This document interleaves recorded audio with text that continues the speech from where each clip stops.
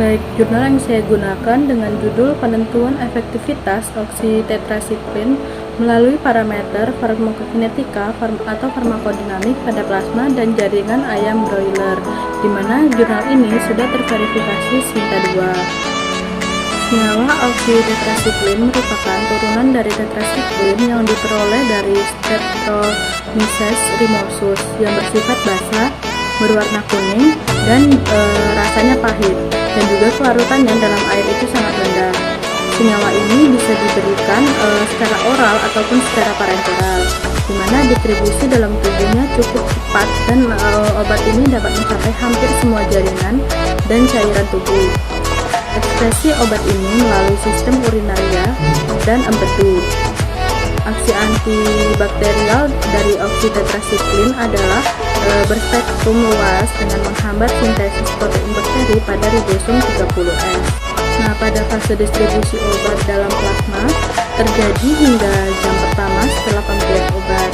Selama fase tersebut terjadi juga proses penetrasi obat menuju jaringan hati, di mana di dalam plasma obat itu mengalami fase eliminasi terlebih dahulu, yang kemudian disusul dengan obat di dalam hati mengalami fase distribusi dan mencapai kadar puncak atau Cmax, yaitu sebesar 17,5 mikrogram per gram pada 16 jam, dan selanjutnya akan mengalami eliminasi. Cmax 2 menunjukkan nilai kadar maksimal yang sesungguhnya karena diikuti oleh fase eliminasi.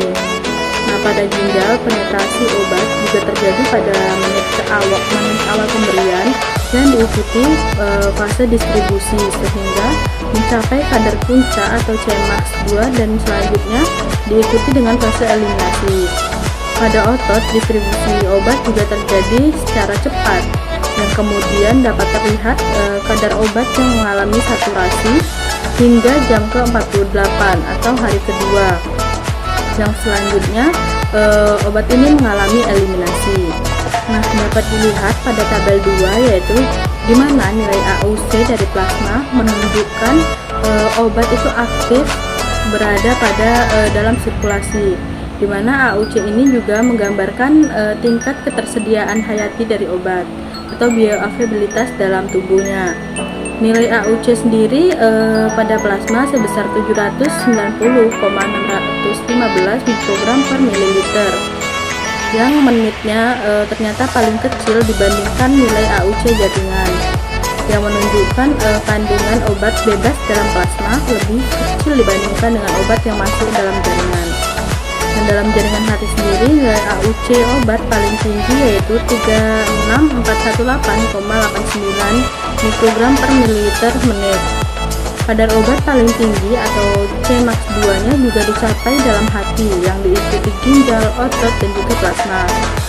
Nah, pada gambar 2 sendiri menjelaskan tentang rasio dari Cmax, waktu, dan juga FIC yang memberikan hubungan antara lama waktu kadar obat yang efektif untuk membunuh mikroorganisme sendiri.